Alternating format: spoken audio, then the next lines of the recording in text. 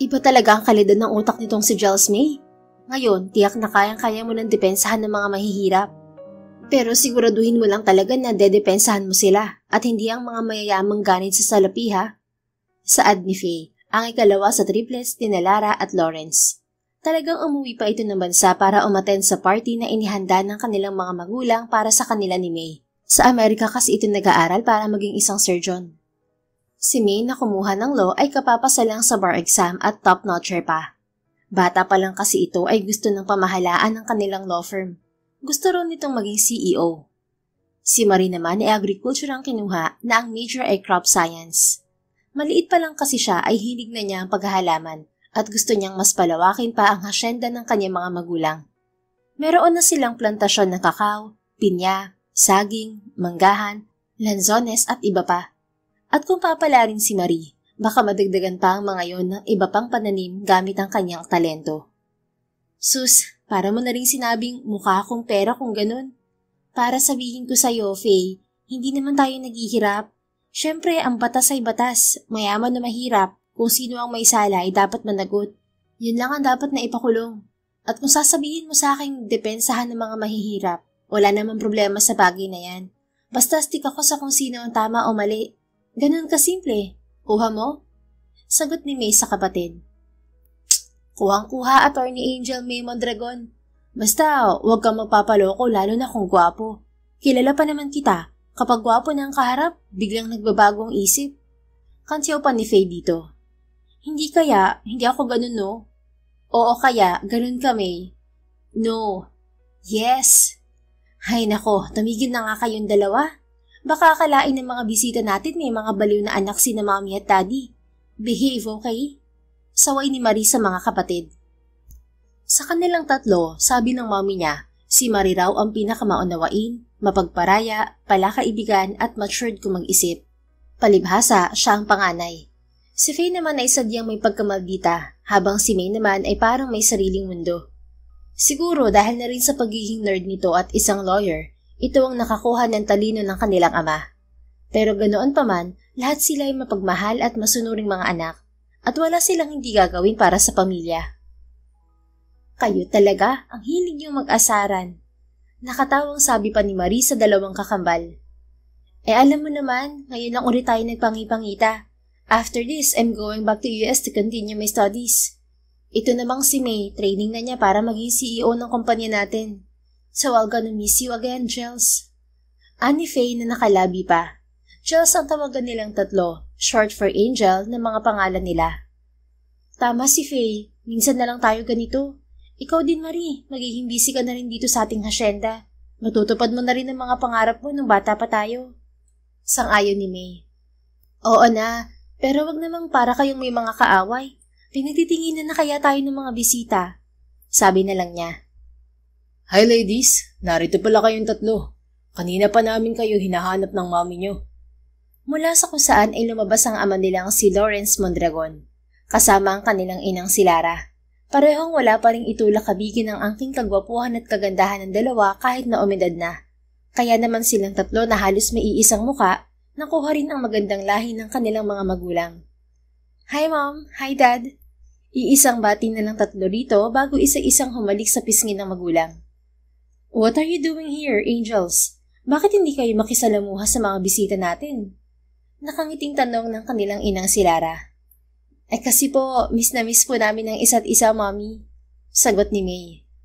Ang sabihin mo, boring kausap ang ibang mga bisita. Puro kasi sila mga negosyante at kaedad ni na Daddy. Sabi naman ni Faye na ikinatawa nilang apat. Hay nako, hindi ka pa rin talaga nagbabago, Faye anak. Pero bawas-bawasan ng pagiging maldita, okay? Tandaan mo, magiging doktor ka. At ang ganyang ugali ay hindi dapat sinasanay. You have to be compassionate, especially when talking to your patients and their families. Understood? Sabi ng kanilang ina na dating nurse. Yes, Mommy, sagot ni Faye. Naghagikika naman sina May at Marie kaya sinamaan sila nito ng tingin.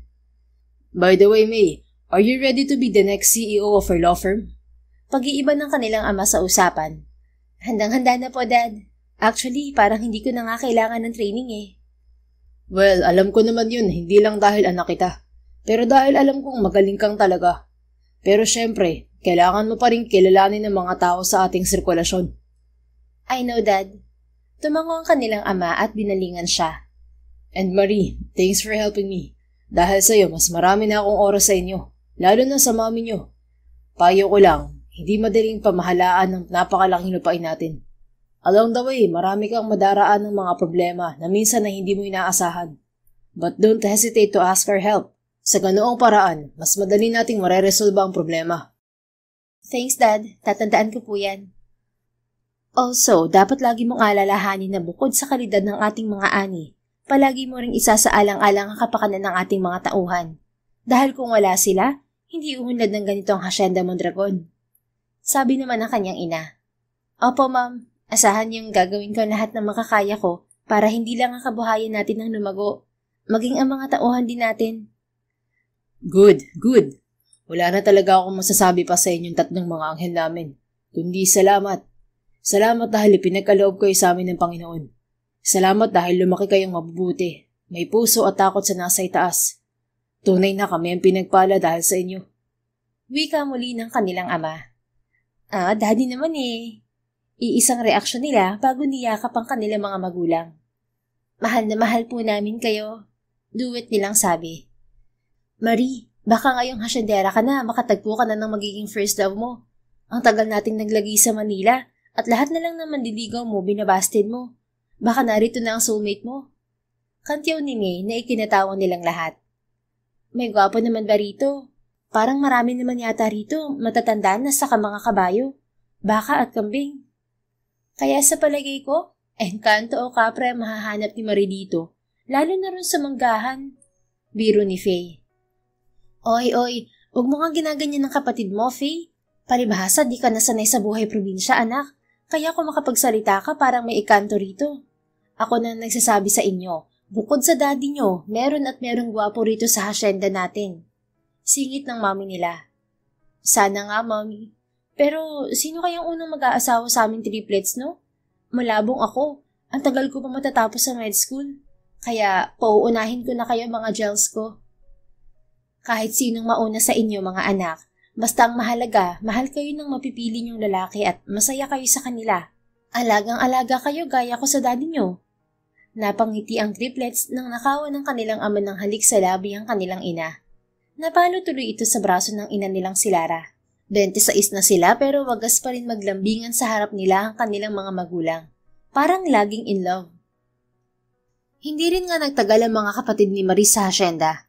Pagkalipas ng 2 linggo, na maalam na ang mga ito. Si Faye ay babalik na ulit sa Amerika dahil may ilang taon pa itong gugugulin bago matapos ang pagiging surgical doctor nito.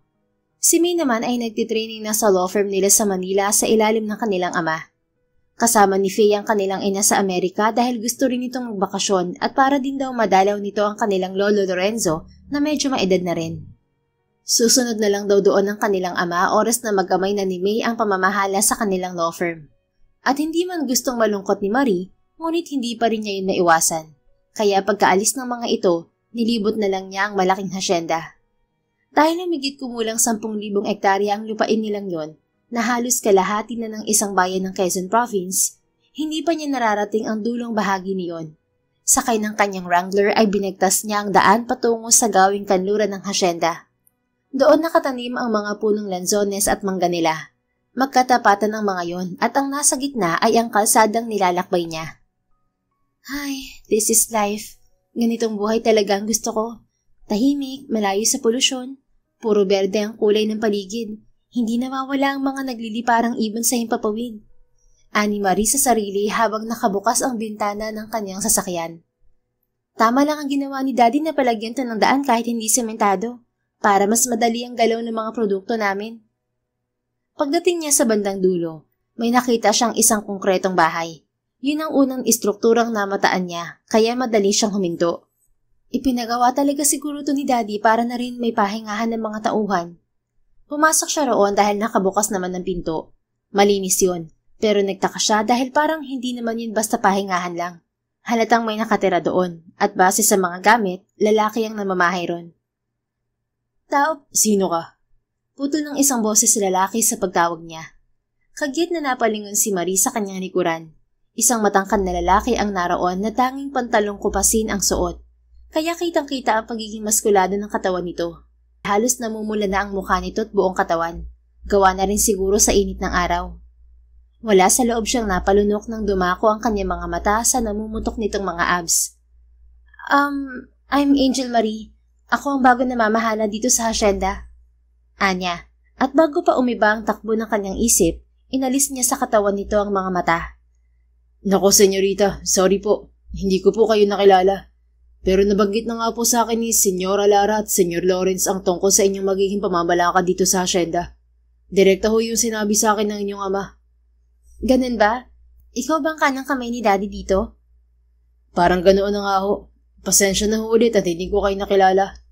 It's okay. Alam ko namang hindi na nagkaroon pa ng pagkakataon si Daddy na ipakilala ako sa lahat dahil sa mga inaasikaso niya sa aming law firm. Hindi rin ako gasinong kilala ng mga tao rito dahil hindi naman ako palalabas ng mansyon. Madalas din nasa school ako dahil ang focus ko talaga ay sa pag-aaral at kung paano matutulungan tong hasyenda. Ngayon ko nga lang nagawang mag-ikot-ikot dito eh. Ano nga palang pangalan mo at anong trabaho mo rito?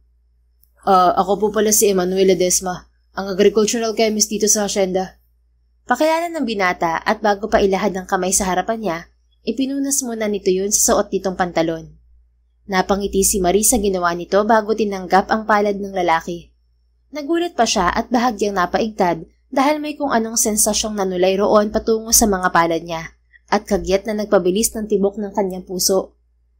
Nice meeting you, Emmanuel. Hindi ko alam na may mga professional pala talaga ako makakatrabaho rito.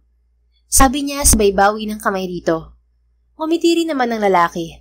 At hindi ko rin po alam na maganda po pala kayo. Namula siya. Ang aga mo namang mambola? Naku, hindi po ma'am. Totoo po ang sinasabi ko. Oo na nga. Pero taga rito ka rin ba? Oo. Taga rito ho ang mga magulang ko. Doon ho sila nakatira sa komunidad ng mga tauhan dito sa hasyenda. Nakapunta na ho ba kayo ron? Oo, kaso 2 beses pa lang. Sabi ko nga, mas focus ang atensyon ko sa pag-aaral.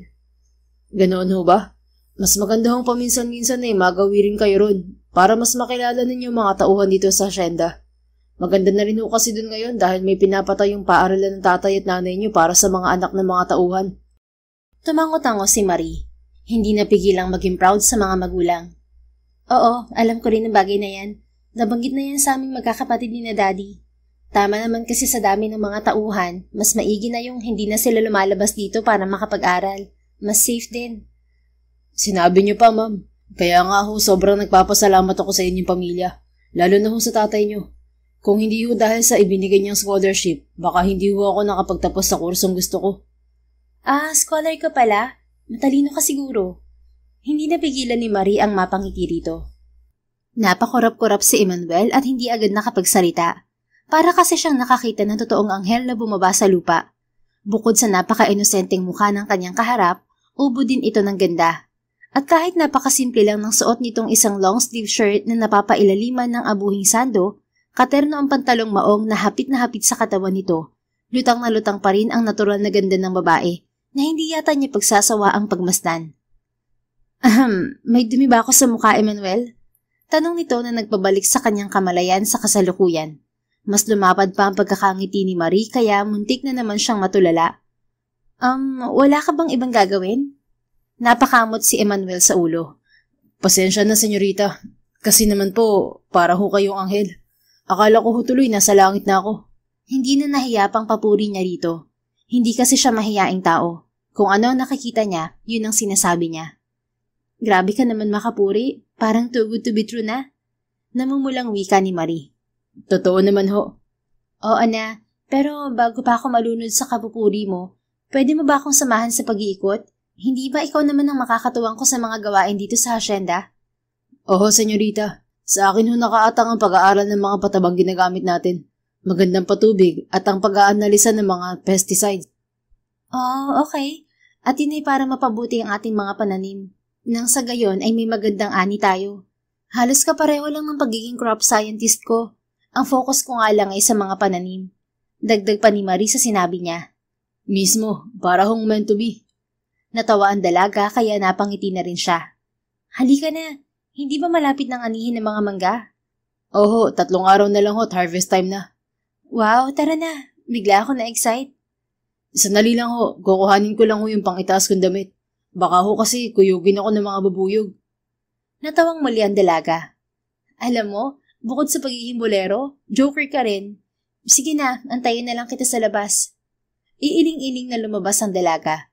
Sinundan naman ito ng tingin ni Emmanuel bago nakuhang pumasok sa kanyang silid at nagbihis. Paglabas niya, nakita niya ang babae na nasa ilalim na ng isang punong mangga na hitik sa bunga. Ang dami-dami nila. Ganito ba lagi ang ani natin? Tanong ni Marie nang makalapit siya. Mas marami ho sila ngayon dahil sa mga bago kong natuklasan na mas mabisang pampalis ng mga insekto. Pero normally ho, marami talaga nagiging ani ang hasyenda. Mapamanggaman, lansones at iba pa. Ganoon ba? Gusto niyo po bang matikman? Tumingin ito sa kanya sa nangingislap ng mga mata. Pwede ba? Parang bata nitong tanong. Aba, oho naman. Sandali lang po. Ikinuha nga ni Emmanuel ng mangga ang dalaga. Ikinuskus pa niya yun sa suot na damit bago ibinigay dito. Heto, malinis na. Gusto niyo ho bang balatan ko na rin? Naku, wag na. Nakakahiya naman sa'yo. Hindi naman ako maselang tao kaya okay na yan. Walang pag-aatubiling kinuha ni Marie ang mangga sa kamay niya at excited yung kinagat. Sandali itong napapikit habang ninanamnam ang lasa niyon. Pagkatapos, biglang nanlaki ang mga mata nito.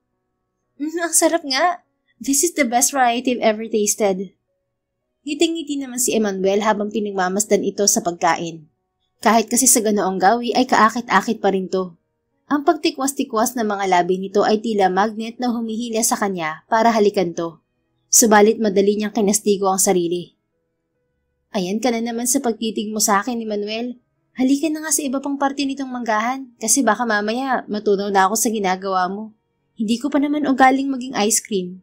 Biro nito na hindi niya namalayang kanina pa pala nakatapos sa pangangain ng prutas.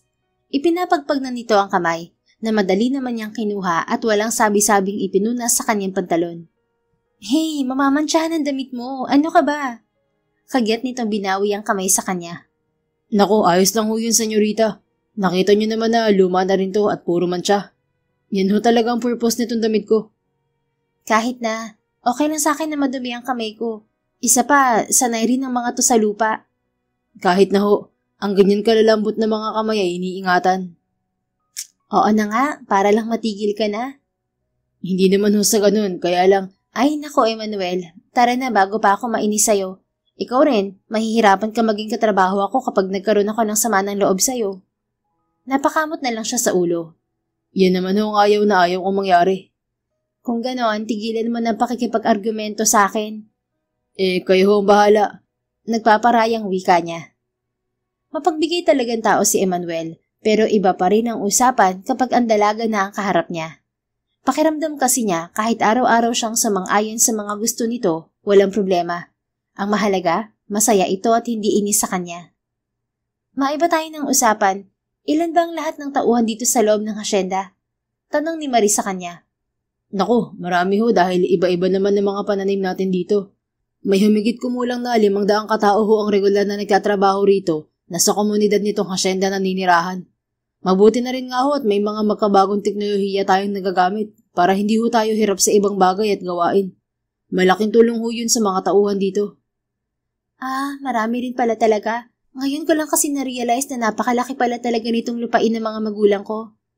Pero wala ka bang katuwang?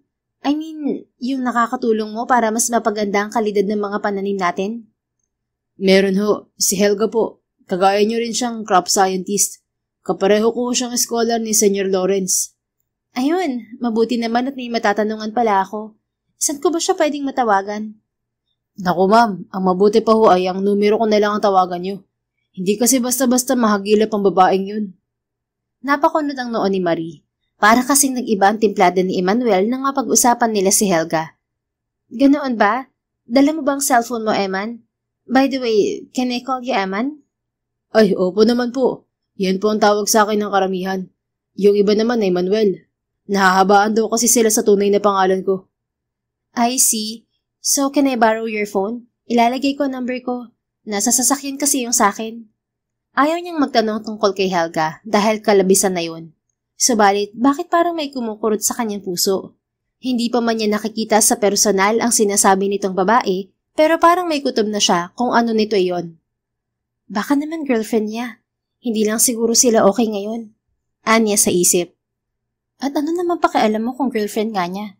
Huwag mo sabihin gusto mo na agad ng lalaking yan. Ngayon mo lang siya nakilala. Biglang naubo si Marie sa sagot na yon ng isang tinig sa isip niya. Kangyat naman siyang nilapitan ni Emmanuel. Ayos lang ho ba kayo, senyorita? Medyo makati nga minsan sa lalamunan ng mangga. Gusto niyo ho ba ng tubig? Sunod-sunod nitong tanong. Nako, wag na. Nasamid lang ako. Yun na lang cellphone mo pahiram bago tayo maglakad-lakad dito. Sigurado ho kayo? Oo. Nasa na? Kung ganun ay ito ho. Pakilagay na lang ho ng numero nyo. Kapag nakita ko si Helga, tatawagan ko kayo agad. Sige, salamat. Madaling itinype ni Marie ang number niya sa cellphone ng lalaki bago yun muling ibinalik dito. Samahan mo rin ako sa Lanzonizan. Season din nila ngayon, hindi ba? Oo, tara ho. Tiyak na mag-i-enjoy din ho kayo dun. Nakangiting sumunod naman dito si Marie, ni hindi nga niya na malayang lumipas na ang mga oras. Makwento si Emmanuel. Magaang kausap dahil na rin sa masayahing personalidad nito. Nang hinayang pa nga siya nang magpaalam ditong uuwi na. Ewan ba niya pero kinikilig talaga siya at hindi niya alam kung hanggang saan siya dadalhin ng nadarama niyang yon. Mabilis na lumipas ang isang linggo ngunit hindi pa rin nakikilala ni Marie si Helga. Ang sabi sa kanya ni Emmanuel ay may inaasikaso raw itong importante sa bayan. Hindi naman na siya nagtanong pa. Nagagamay na rin naman niya ang pamamahala sa hasyenda sa tulong na rin ng lalaki at mga tauhan nila. Mas kinilala rin niyang mabuti ang mga ito kaya madalas ay kasabay siyang kumain ng kanilang mga tauhan.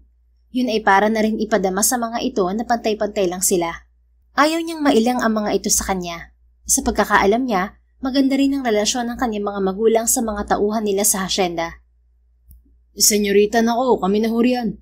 Trabaho ho naming buhati ng mga yan. Awat sa kanya ni Mang Gaspar nang akmang bubuhati na niya ang isang kaing ng hinog na mangga. Isa ito sa mga pinakamatandang tauhan nila sa hasyenda. Araw na ng paani at sa dami ng mga bunga, hindi na halos magkandoogaga ang mga naroon sa pagbitas at paglilipat ng mga kaing. Kaya naman naisipan na niyang tumulong. Ayos lang naman ho, Mang Gaspar.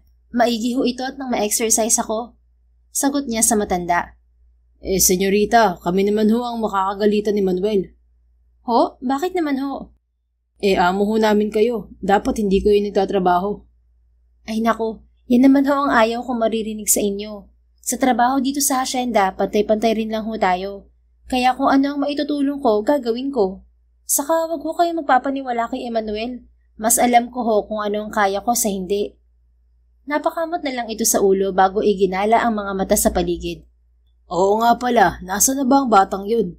Sabi niya maaga siya ngayon. Nauna pa kayong dumating sa kanya. Baka naman may inaasikaso lang. Ani ang hindi ipinahahalatang kanina pa rin niya hinahanap ang lalaki. Sarado kasi ang bahay nito nang dumaan siya roon kanina, kaya akala niya ay nasa manggahan na ito.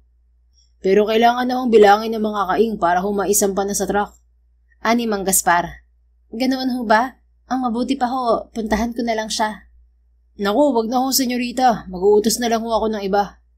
Mas mabilis ho ako makakarating sa kanyang bahay dahil may sasakyan ho ako. Sandali itong napaisip pagkuway tumango.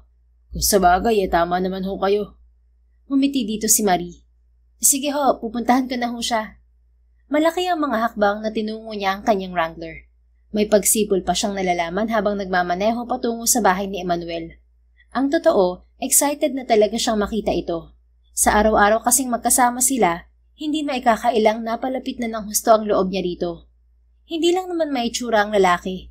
Nakikita niyang mabait din to, magalang at magaling makisama. Kaya nga hindi rin siya nahirapang kaibiganin ng kanilang mga tauhan. Yun ay dahil na rin kay Emmanuel. Pagdating niya sa bahay ng lalaki ay kagyat siyang bumaba ng sasakyan niya. Tuloy-tuloy siyang pumasok sa bahay nito dahil nakabukas naman yun. Emmanuel? Emmanuel? Tawag niya sa lalaki. Oops!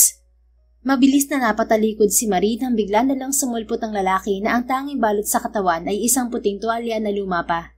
Tumutulo pa ang butil ng mga tubig sa katawan nito, pati na sa buhok nitong medyo alon-alon. Senyorita, naku, bakit ho kayo narito? Hindi magkaintindihang wika nito sa kanyang likuran. Para sana sunduin ka. Kailangan ka na kasi sa manggahan. Kandaotal niyang wika. Hindi rin niya mapigilang mapalunok dahil natatak na yata sa isip niya ang itsura nito. And yes, he was godly hot and sexy. Ganun ho ba? Pasensya na ho at medyo tinanghali ako nagising. May inasikaso ho kasi ako sa may kakawan kagabi. Ang sabi ng mga tao ron, may mga daga raw ho. Kaya naglagay kami ng mga trap at iba pang makakatulong pantaboy sa kanila. Ganun ba? Sige na, magbihis ka na. Kasi kailangan na raw mabilang ang mga mangga bago ito mailabas ng hasyenda. Oo nga, nakakahiya naman sa inyo. Teka, bakit ho pala kayong narito?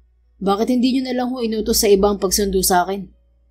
Narinig ni Marie ang pagsusuot nito ng damit bago pa siya makasagot. Mas madali naman kung akong susundo sa'yo dahil may sasakyan ako. Saka maaabala pa sila sa ginagawa nila kung uutos pa ako. Kung sabagay nga ho. Pasensya na ho ulit. Naku, wala yun. Manuel? Manuel! Anang malakas na tinig na nagmumula sa labas. Napatingin siya sa may pintuan. Saktong sumungaw roon ang isang may itsura pero may kaliitang babae.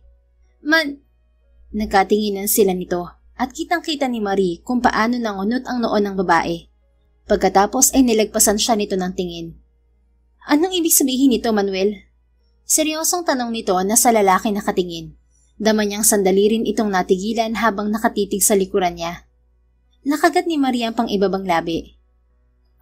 It's not what you're thinking, miss. Nadatnan ko na siyang ganyan. Madaling paliwanag niya kahit alam naman niyang hindi na yun kailangan. Well, ayoko lang mag-isip ng kung ano-ano ang babaeng to. Anya sa isip. Hindi ikaw ang kinakausap ko kaya wag na wag mo akong masagot-sagot. Mataray na wika ng babae. Helga, baka hindi mo kilala kung sino nasa harapan mo. Saway rito ni Emmanuel. Nilagpasan siya ng lalaki. Bihis na ito. Bakit? Sino siya ha? Bagong babae mo? Hindi nagustuhan ni Marie ang tabas ng dila nito, kaya bago pa makasagot si Emmanuel ay nauna na siya. Bakit miss? Ano ba sa palagay mong relasyon naming dalawa? Mukha ba kaming may ginagawang kakaiba dito? Nakita mo ba ako nakatingin sa kanya kanina? Nakita mo bang nakahubad din ako? Nakita mo ba kung nagdikit man lang ang mga katawan namin? Maanghang niyang wika. Kapag kasi may mga taong makakitid ang utak, hindi talaga niya mapipigilang maging si Faye. Senyorita. I'm sorry, Manuel, if I caused you a problem. Wala naman akong intensyong masama sa pagpunta ko dito. Lalong hindi ko intensyong masira ang relasyon niyo nitong girlfriend mo.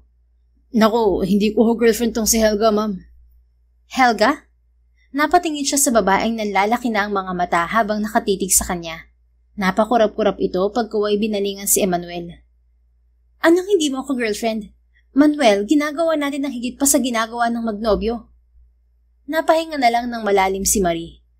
Ang mabuti pa, sa sasakyan na lang kita hihintayin, Eman. Mag-usap muna kayong dalawa. At nilagpasan niya ang babae. Ilang beses pa siyang tinawag ni Emmanuel pero hindi siya lumingon.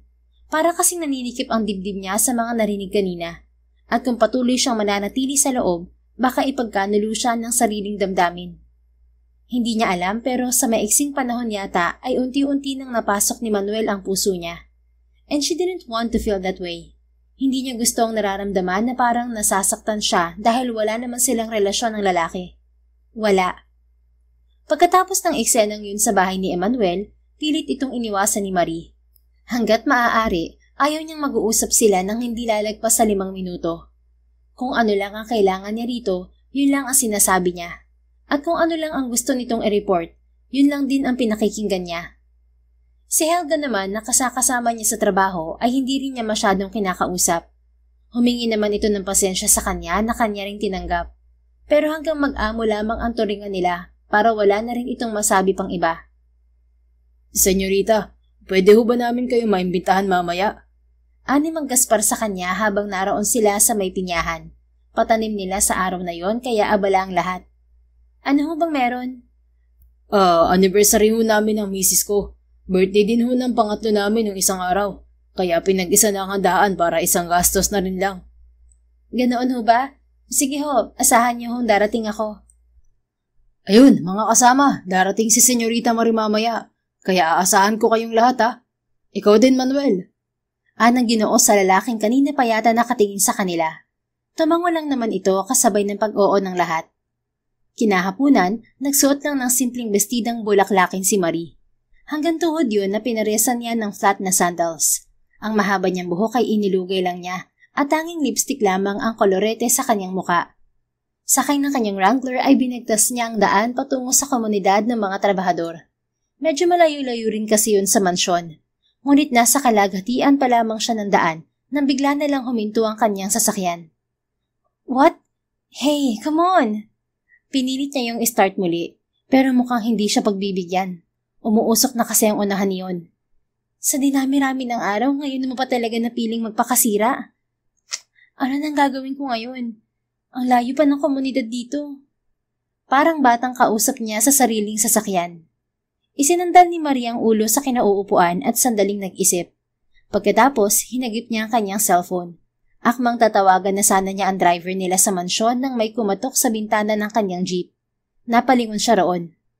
Senyorita, nariyan po ba kayo sa loob? Ani Emmanuel sakay sa isang matikas na kabayo. Sinili pa nito ang bintana na para bang makikita nga siya. Tinted kasi yon. Senyorita? Muling tawag ng lalaki. Huminga ng malalim si Marie bago ibinaba ang bintana ng kanyang sasakyan.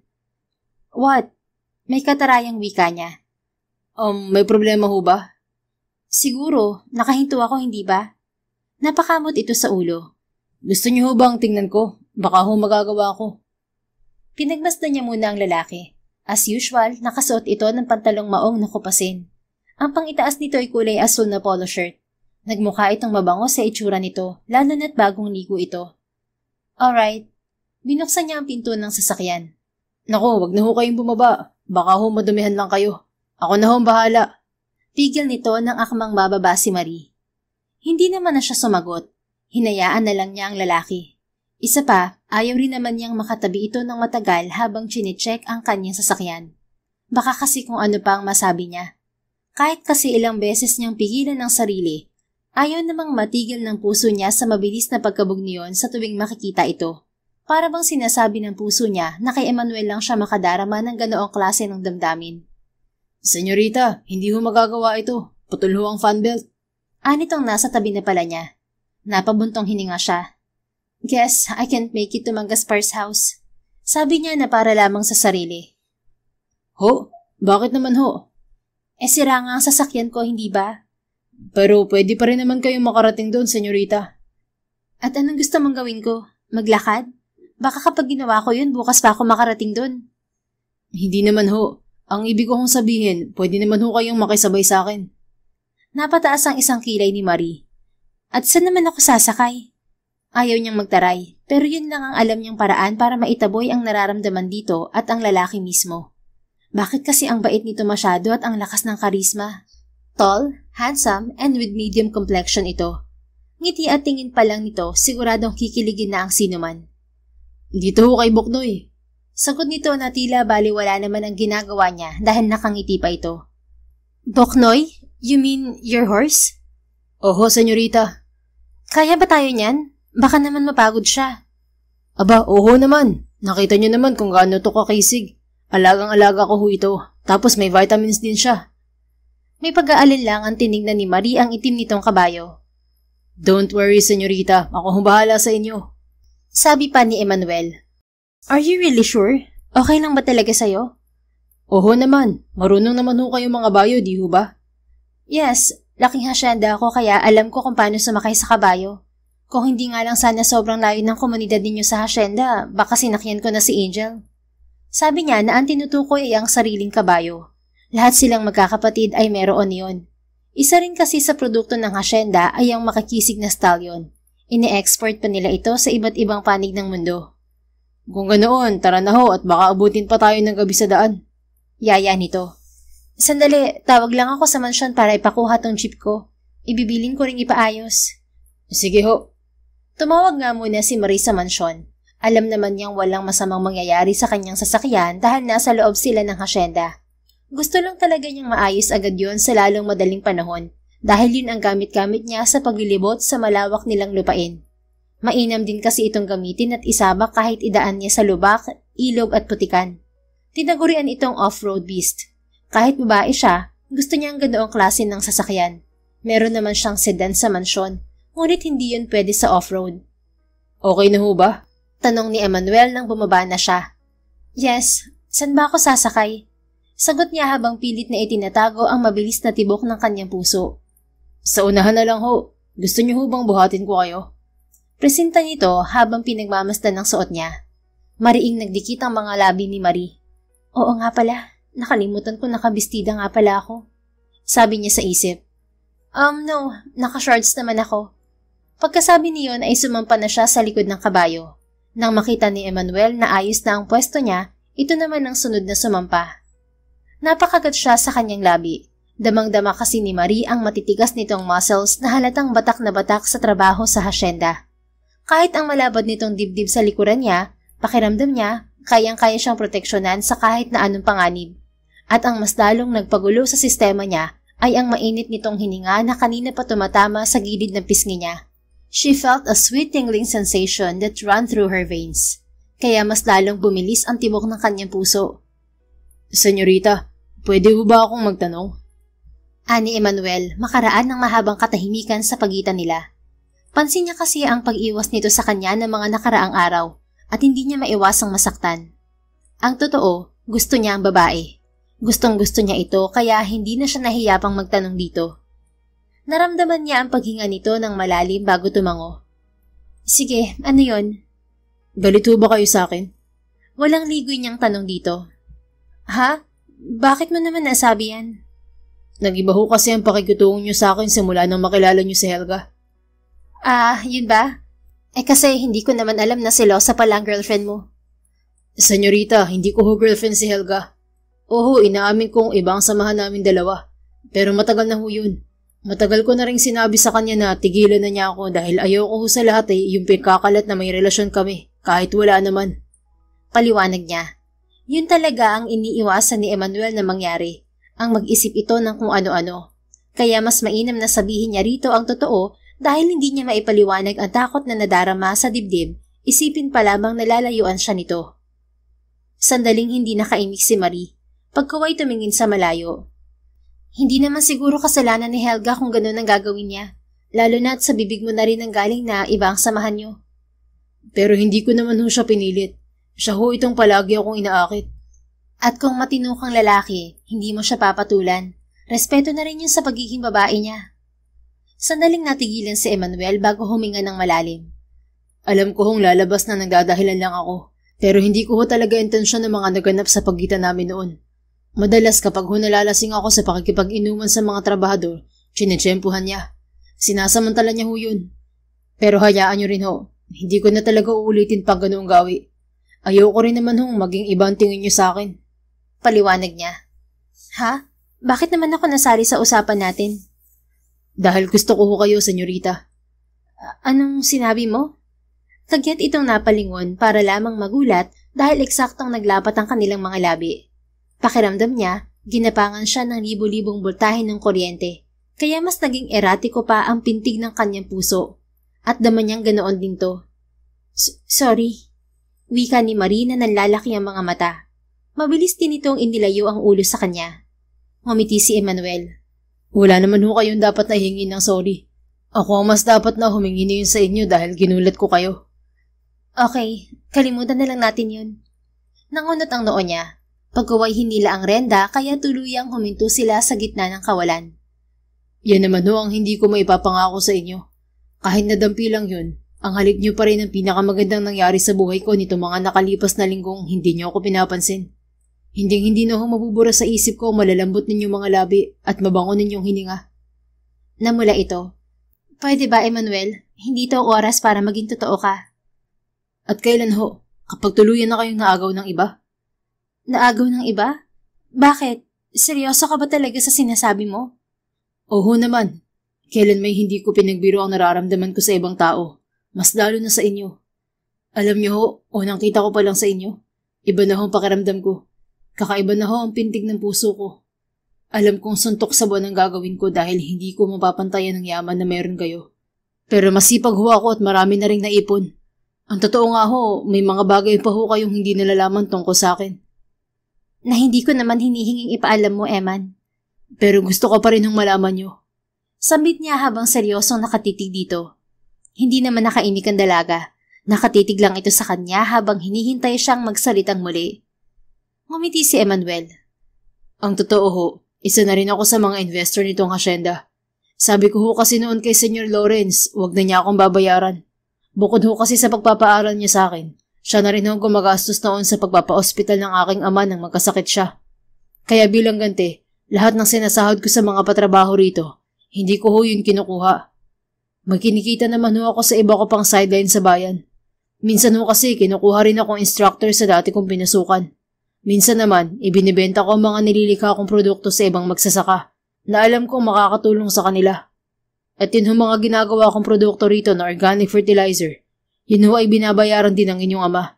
Bukod daw ho kasi yun sa mga ginagawa ko pa rito na siyang sinasahuran niya, na hindi ko nga ho kinukuha. Paglalahad niya.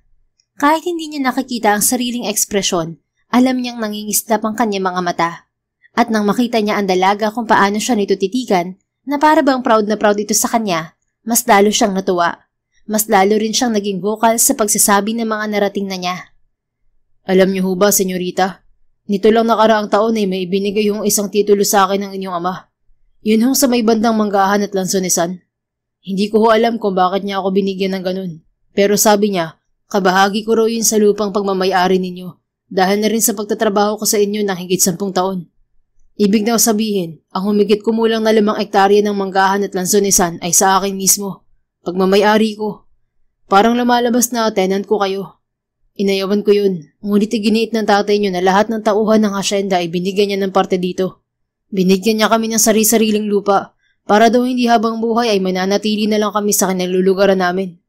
Na kung umuon na daw ang hasyenda, dapat ganoon din kami mga tauhan nito. Kaya 2 lang daw ang pamimilian ko. Renta o 30% ng kikitain ng Manggahan at Lansonesan. Mas pinili ko ang porsyento kasi alam ko sa sarili ko ang kabahagi talaga ako ron. Dahil ako mismo tumutulong para mapalago ang ani. Dagdag pa ni Emmanuel. Totoo ba ang sinasabi mo? Alam mo, never pa ako nagka-boyfriend o nagmahal. Pero nagkaroon naman ako ng mga manliligaw. At sa haba ng mga sinabi mo, hindi ko na alam kung sincere ka. Tumango-tango siya. Sincere po ako at malinis ang hangarin sa inyo. Ayoko man hong magmalaki pero may naipon na rin ho ako dahil na rin sa tulong ng ama nyo. At tatanawin ko ho ito, pati na ng mga magulang ko na isang malaking utang na loob sa inyo. Pero hindi naman ho ibig sabihin nito wala na akong karapatang magustuhan kayo. Noon pa man inihanda ko na talaga ang sarili ko. Nagsikap po talaga ako para naman hindi ako mapahiya sa taong magugustuhan ko. At ang taong yun ay kayo. Nasa punto na rin po ako na handa na sa seryosong relasyon. At kung papala rin ay pag-aasawa. Emmanuel? Sana ho, wag niyo akong bawalang gustuhin kayo. Dahil malulungkot talaga ako. Minsan lang din ho kasi ito mangyari sa akin kaya payagan niyo na hong ligawan ko kayo, senyorita. Tatanggapin ko po kung anong magiging hatol niyo. Kapag handa na kayong magpasya sa nararamdaman niyo sa akin. Basta hayaan niyo lang po muna akong patunayan sa inyong malinis kong hangarin. Magpapaalam din po ako sa inyong mga magulang. Matagal na napatitig si Marie sa itim na mga mata ni Emmanuel. She could see her own reflection there. Even the sincerity of his words. Kaya sa halip na mag-isip, nakita na lang niya ang sariling tumatango rito. Talaga ho? Masayang sabi nito. Gusto mo pa ba talagang sabihin ko? Bawiin ko na lang kaya? Naku, wag naman ho. Kayo talaga hindi na mabiro, senyorita. Pero salamat talaga ho. Asahan niyo hong hinding-hindi kayo magsisisi sa naging desisyon niyong to. Dahil ipapakita ko sa inyo kung paano nga ba magmahal ang isang trabahador na kagaya ko. Kung ganun, pwede bang alisin mo na lang ang pagtawag sa akin ng senyorita? At yang ho at opo mo, makaedad lang naman ata tayo. Ilang taon ka na nga? Yan naman ho hindi pwede. Senyorita ko kayo eh. Bali 27 po ako. Kayo ay 26 sabi ng senyor. Lagi kayong pinagmamalaki sa amin ng inyong mga magulang. Sabik na nga kami lahat na makita kayong triplets. Kaso sa tagal ko na rito, never ko kayong nasilayang 3. Nag-aaral kasi kami magkakapatid sa iba-ibang university. Umuwi naman kami rito pero saglit lang at hindi kami gumagala sa buong hasyenda.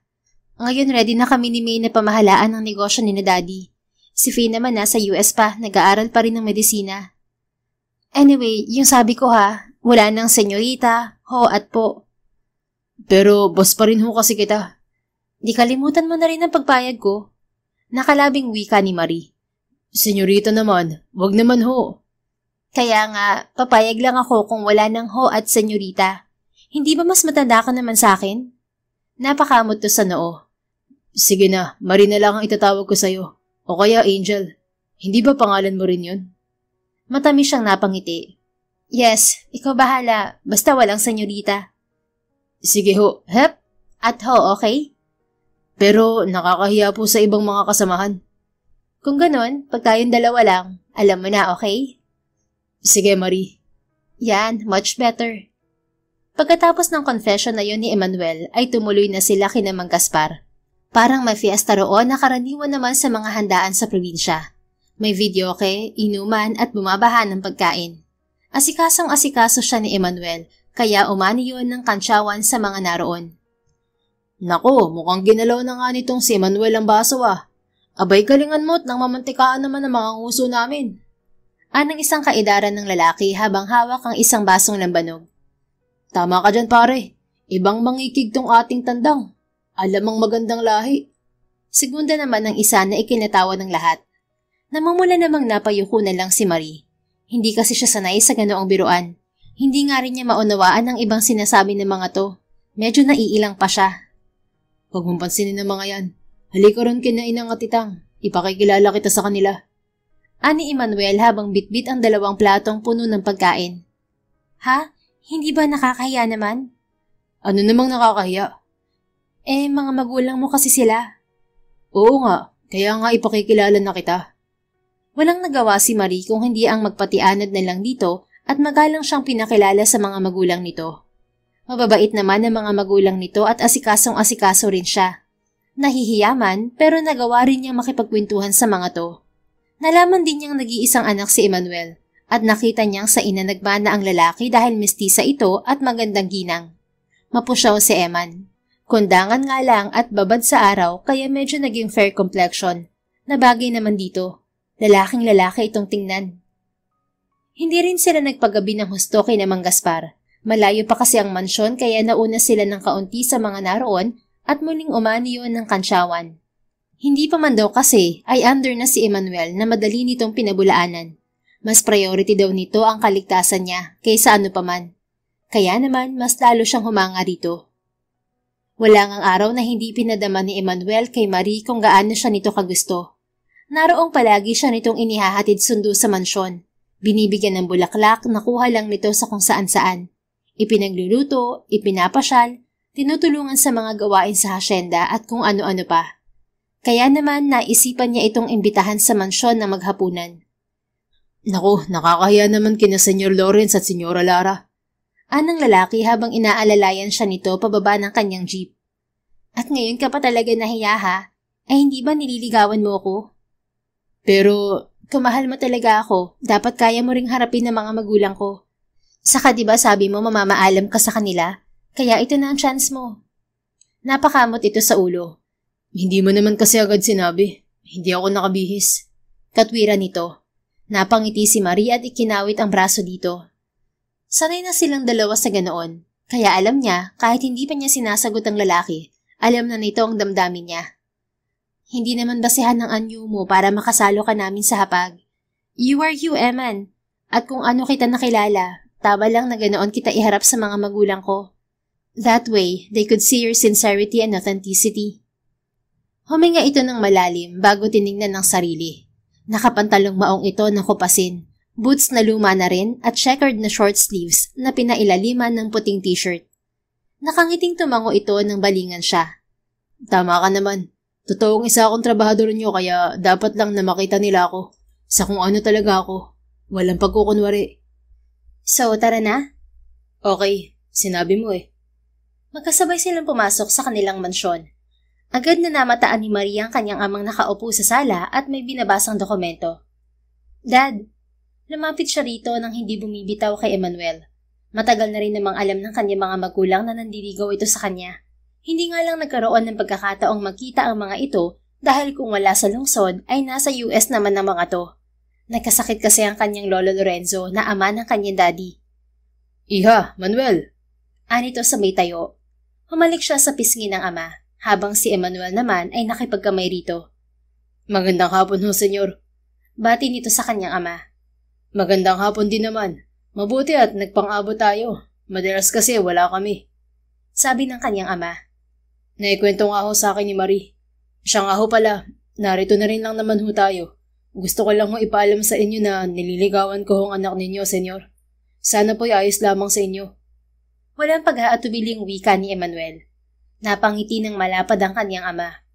Nako, walang problema doon, Manuel. Maigi nga ikaw ang nakagusto dito sa anak ko. Dahil kilala ka na naming mag-asawa. Alam naming mapagkakatiwalaan ka.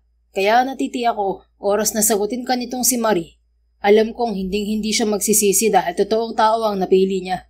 Isa pa, ikaw ang first love niyan kung sakali. Talaga, Daddy? Malambing niyang tanong sa ama. Oo naman, Anghel. Itataya ako ang buhay ko para lamang dito kay Manuel. Swerte ka riyan, anak. Napakabait niyan. Saka magkakatulungan kayo rito sa hasyenda. So, pwede ko na ho siyang sagutin, Dad? Makahulog ang tanong ni Marie bago binalingan si Emmanuel na halatang nagulat. Natawa ng malakas ang kanyang ama. Iba ka ring manggulat, anak. Aba, hinintay mo lang talagang opisyal na maghayag ng saloobin niya tong si Manuel sa akin bago mo sagutin. Kaya nga po tinatanong ko kayo, sasagutin ko na ho ba siya? Total, mukhang bota naman po kayo sa kanya. Iha, sino ba namang hihindi sa desisyon mong yan?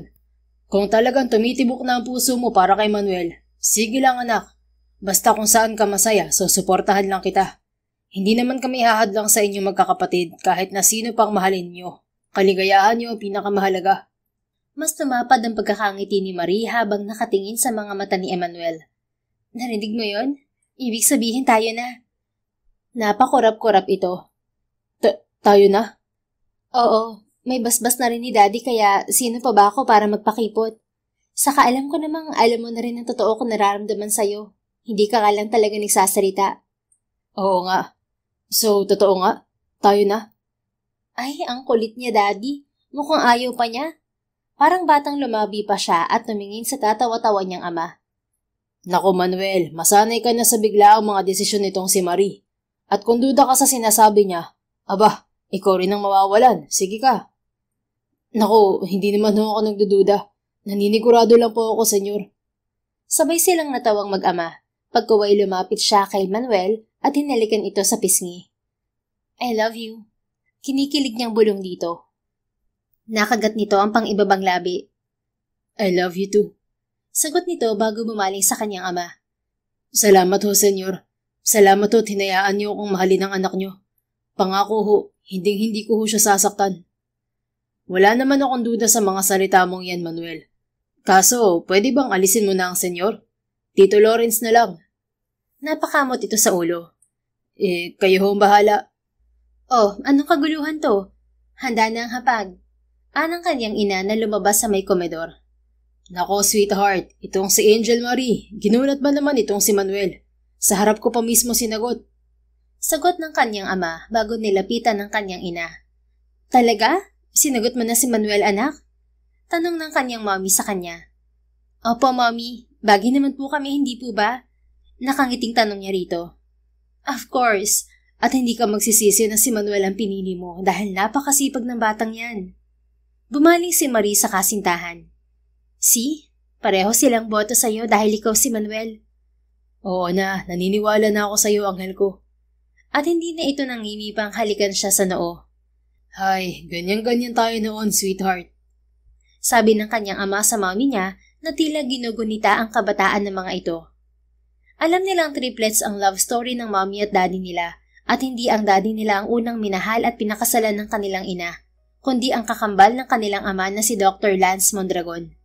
Noong gabi ng kasal ng kanilang ina ay namatay sa aksidente ang unang asawa nito. After 1 year, dinalo ng kanilang ama ang puntod ng kakambal nito at doon pinagtagpo ang kanilang mga magulang. Napagkamalan pa noon ng kanilang ina na multo ang daddy nila dahil hindi ito aware na may kakambal ang una nitong napangasawa. Pinilit ng mga itong hindi pansinin ang mga damdamin dahil nga sa komplikado ang sitwasyon. Pero pinaglaban ng kanilang ama ang pag-ibig nito sa kanilang ina. Hanggang ngayon naman, in love pa rin tayo sa isa't isa. Humahagik-gik na sagot ng kanyang ina. Napangiti na lang si Marie na tiningala si Manuel. Gumanti naman ito ng ngiti sa kanya bago bumulong. Mahal na mahal kita. Ganyan din tayo pagtandaan natin. Sana nga, Manuel. Sana nga. Sagot niya bago mahigpit na yumakap sa bewang nito. Mabilis na kumalat sa buong asyenda ang tungkol sa relasyon ni Marie at Emmanuel, kaya madali rin yung nakarating sa kaalaman ni Helga. Senyorita, pwede ho ba tayong mag-usap? Anito habang naroon silang dalawa sa may greenhouse. Sila lang dalawang naroon dahil ini-inspeksyon niya ang mga bagong variety ng mangga na siya mismo ang nag-eksperimento. Tiningnan ni Marie si Helga. Tungkol saan? Walang kangiting-ngiting tanong niya rito. Tungkol ho sa inyo ni Emmanuel. At ano naman ang tungkol sa amin ng pag-uusapan natin? Hindi ba hindi ka naman niya kasintahan? Nanlisik ang mga mata ni Helga na hindi naman niya kinatakutan. Ang kagaya kasi nitong obsessed sa isang lalaki ay alam niyang hindi na tama ang takbo ng isip. Ang layunin nito ay ang makuha lamang ang lalaking kinahuhumalingan sa kahit na ano pang paraan. At yun naman ang hindi hahayaang mangyari ni Marie. Kami ho ni Manuel, matagal na. Mariing wika nito. Pagak siyang natawa. Talaga? Kung kayo, paano naging kami? Hindi kaya nag-iilusyon ka lang? Hindi ako nag-iilusyon. Mang-aagaw ka. Inagaw mo sa akin si Manuel. Ahas ka. Ahas. Hindi ako ahas. Lalong wala akong inagaw sa iyo, Helga. Because in the first place, wala naman talagang kayo at hindi mo yun matanggap. Hindi mo matanggap na ikaw naman talaga tong lapit ng lapit sa kanya. No, hindi totoo yan. Akin lang si Manuel. Akin lang siya. Higad ka. Huminga ng malalim si Marie. Manuel is not a thing, Helga. Kahit kailan, hindi siya magiging pag-aari ng kahit na sino. Hindi. Mahal ako ni Manuel. Alam ko yun. Nararamdaman ko. Katunayan, magkakaanak na nga kami. Magkakaanak? Sigurado ka ba? Napangisi ito na nagpakabog sa kanyang dibdib. Hindi naman ako maglalakas ng loob na kausapin ka kung wala akong pruweba dahil alam kong matigas ka rin. Wala akong pakialam kahit boss pa kita at mayaman ka. Pero kailangan mo nang lubayan siya. At heto ang pruweba ko. Tingnan mo. May dinukot ito sa bulsa ng suot nitong palda. Inilagay nito yun sa kamay niya. Napatingin doon si Marie. Pregnancy test yon at may nakaindikang 2 pulang guhit. Pilit niyang itinago ang papabilis na kabog ng kanyang dibdib. Ito kasi talagang gustong mangyari ni Helga. Ang magkahiwalay sila ni Emmanuel at gagawin nitong lahat para mangyari yon. Paano ko naman malalamang sa'yo talaga to? Hinagod niya ito ng tingin mula ulo hanggang paa at pabalik. Nagtagal pa ang mga mata niya sa tiyan nito. Ilang buwan na ba dinadala mo? At hindi ka pa rin talaga tinatamaan ng konsensya, no? Para sabihin ko sa'yo, 2 buwan na tong tiyan ko. Sinabi ko na to kay Manuel pero ayaw niya akong panagutan. Ang sabi pa niya, ipalaglag ko na lang daw ang bata. Talaga? Sinabi niya yan? Parang hindi kanya mag-isip si Manuel. Hindi niya makakayang manakit ng walang kamuwang-muwang na bata. Dahil hindi mo naman talaga siya kilalang talaga. Masyadong mataas ang pangarap ni Manuel. Gusto niyang makatungtong sa kalabaw kahit isa lamang siyang langaw. Doon napikon si Marie. Hindi manggagamit si Manuel. Lalong hindi ang yaman ko ang habol niya. May prinsipyo siya at totoong mahal niya ako. Now, kung wala ka nang sasabihin, pwede bang iwanan mo na ako rito? Marami pa akong gagawin. Hindi ako aalis dito hanggat hindi ko siya nababawi. Kinapitan siya nito sa kamay, mahigpit na mahigpit. Helga, ano ba? Nasasaktan ako. Pilit niyang ipiniglas ang kamay pero hindi siya nito binitiwan. Kung hindi kita makukuha sa maayos na pakiusapan, then wala akong choice kundi ang alisin ka sa landas namin ni Manuel. Anong ibig mo sabihin? Tuluyang nilukob ng takot ang puso ni Marie nang makitang may dinukot ito sa likod ng palda nito. Napaatras siya nang makitang maliit na barilyon. Helga, ibaba mo yan? Hindi ko to ibababa at hindi mo binabalik sa akin si Manuel. Akin siya. Pero ilang beses ko bang sasabihin sa iyo na hindi siya bagay? Tao si Manuel, Helga, at hindi ka niya mahal. Hindi. Kahit paanong sabihin mo, akin pa rin siya. Biglang lumikot ang mga mata ni Marie. Nagbabaka sakaling may taong nagawi roon. Ano? Tutunganga ka na lang ba dyan? Gagawin mo bang sinasabi ko? O tatapusin ko na ang buhay mo, senyorita? No, Helga. Maghunos dili ka. Awat niya rito nang makitang gumalaw ang daliri nitong nasa may gatilyo. Sige, pumapayag na ako. Sa'yo na si Manuel. Sandali itong natigilan. Totoo ba yan, senyorita? Oo, mahal ko ang buhay ko. Saka may mga magulang ako at mga kapatid na tiyak na iiyak kapag nawala ako. Kung totoo ang sinasabi mo, makikipaghiwalay ka kay Manuel. Iiwanan mo siya, sasaktan. At kapag nagkahiwalay na kayo, aalis ka na rito. Ha? Saan naman ako pupunta? Kahit saan. Basta malayo sa amin. Malayo kay Manuel. Naiintindihan mo ba? Mayaman ka naman at kaya mong lumayo at manirahan kahit saan. Kami ang bagay ni Emmanuel dahil magka-level kami. Hindi gaya mong anak ng bilyonaryo. Aalipustahin niyo lang ang mahal ko at gagawing alipin. Pero mahal ko ang asyenda, ang paghahalaman ng gusto kong gawin sa buhay. Kung ganon, madali naman akong kausap. Buhay mo na lang. Nanlaki ang mga mata ni Marie nang makitang kakalabitin na naman ito ang gatilyo. Huwag! Malakas niyang sigaw sa bayo ko. Helga! Pareho silang napatingin sa nagsalita. Nakita niyang nasa kalagitnaan ng greenhouse si Emmanuel. Anong ginagawa mo? Tanong nito kay Helga na akmang lalapit pero dito naman itinutok ng babae ang baril. Hindi Manuel, huwag kang lalapit kung ayaw mong sayo ko iputok ang baril na to. Babala nitong tila na babaliw na. Helga, huminahon ka.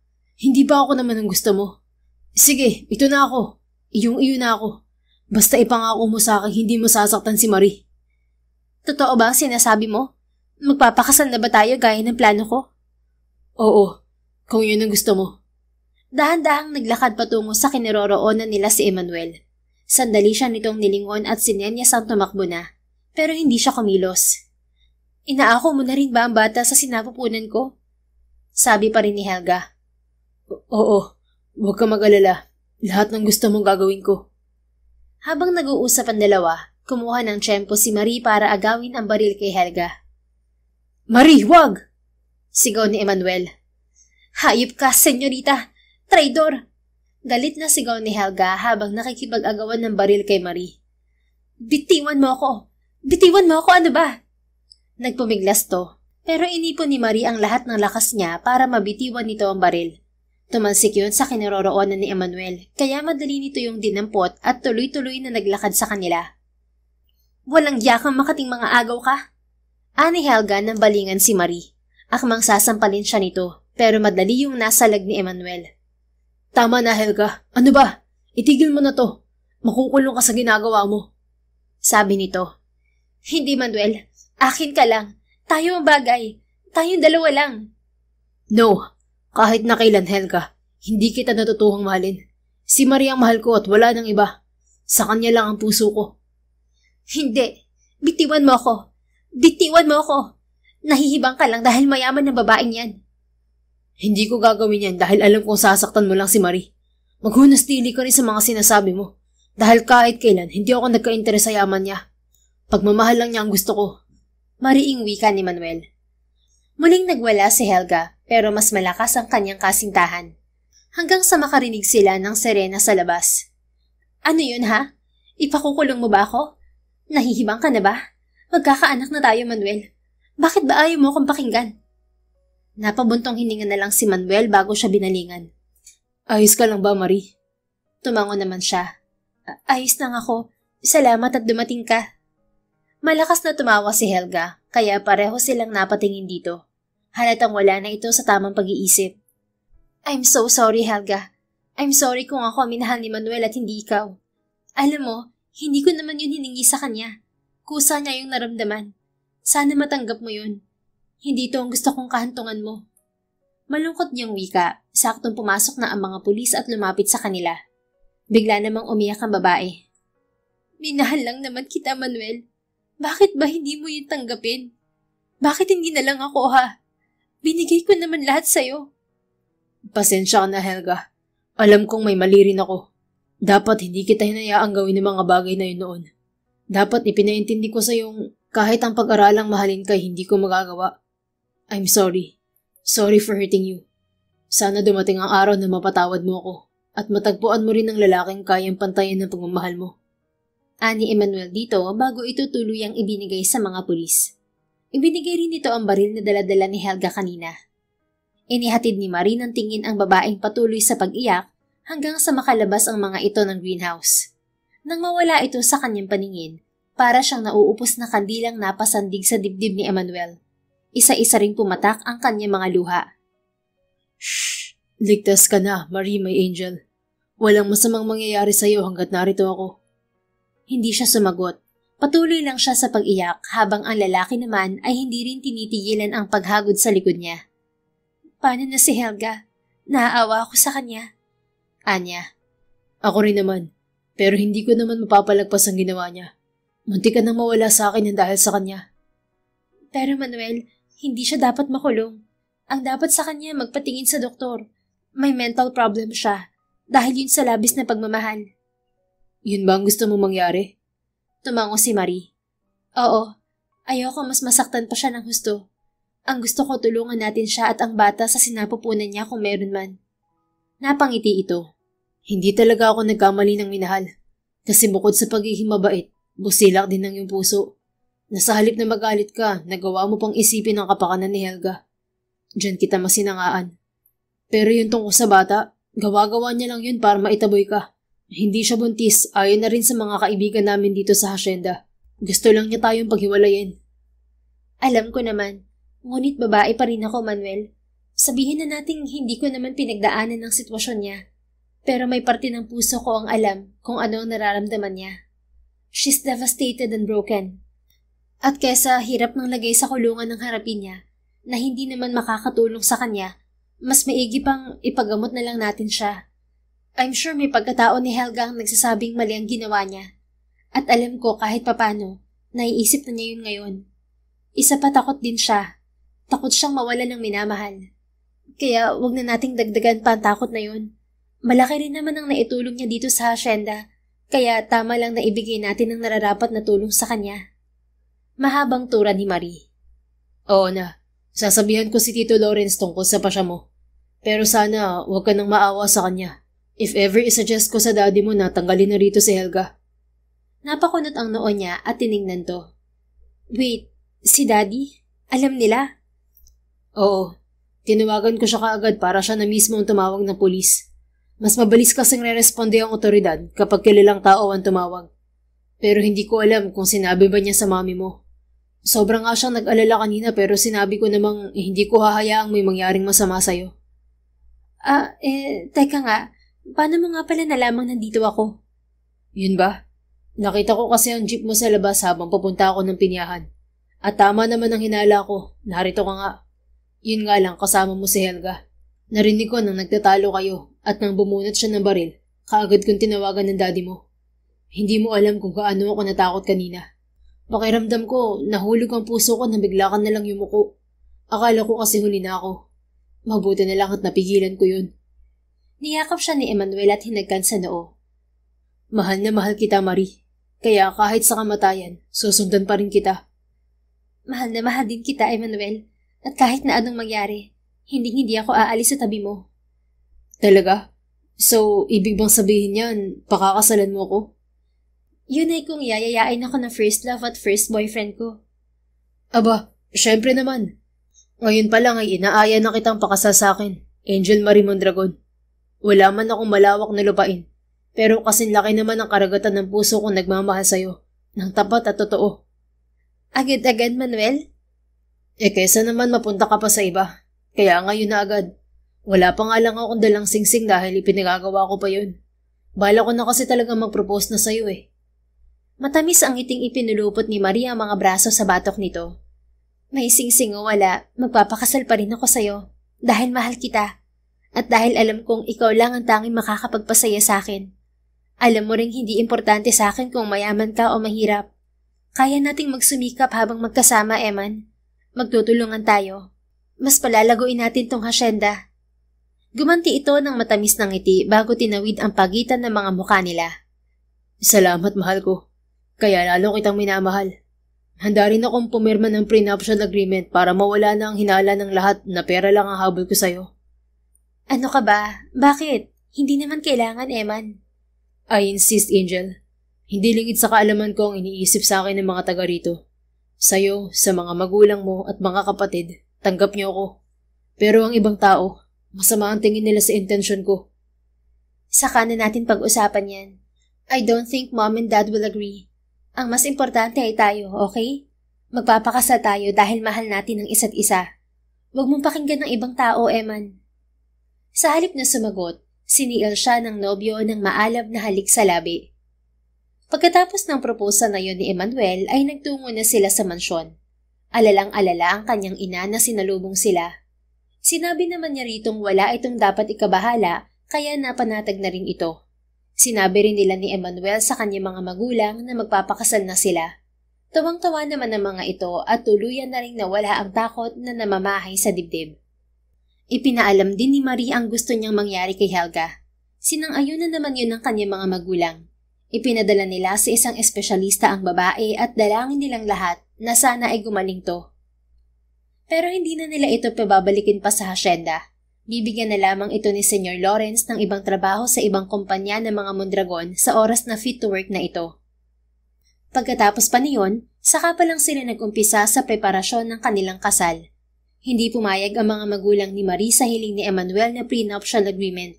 May tiwala ang mga ito sa lalaki. Ang hiling lang ng mga ito ay alagaan at mahalin si Marie habang buhay at wag na wag sasaktan.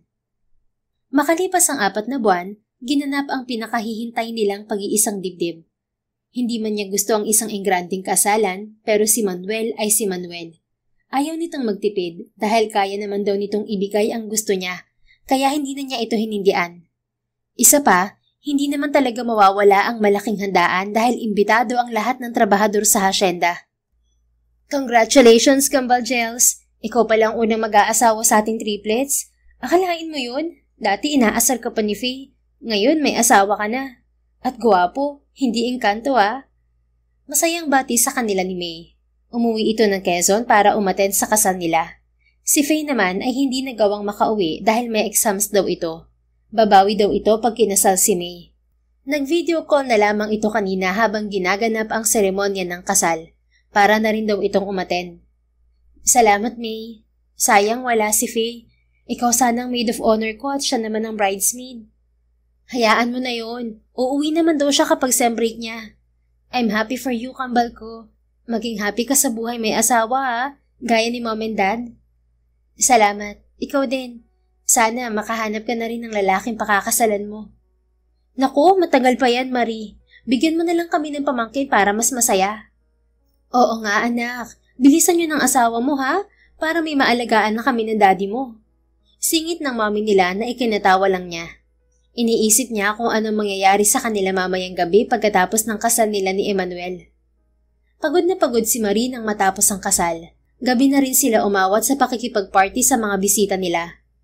Sa South Korea sila nag-honeymoon. Regalo yun ng kanyang mommy at daddy. At hindi naglipas ang 1 taon, ay agad silang biniyayaan ng isang malusog na babaeng supling. Ito ang naging bituin nila sa araw at gabi, ang kanilang pinaguhugutan ng kasiyahan. They live a happy and peaceful life sa ilalim ng isang masayang tahanan sa gitna ng manggahan. Doon nila napiling buuin ang masasayang alaala sa piling ng isa't isa at ng kanilang anak. Alam nilang pareho na marami pa silang kakaharaping mga pagsubok, pero mas matibay naman ang paniniwala nilang malalagpasan nila yon. Lalo na at may tiwala sila sa isa't isa at sa nasa itaas. Ang kwento nilang ito ay paalala na ang tunay na yaman ay hindi nasusukat sa pera, kundi sa tiwala, respeto at pagmamahalan. Kapag pinapahalagahan ng mga ito, mas madaling harapin ang hamon ng buhay at mas masarap damhin ang ligaya. The End. Kung nagustuhan mo ang istoryang ito, please don't forget to like, comment, and share it with your friends. Your support really makes a difference. Thank you and see you sa ating next story. Keep safe and be blessed.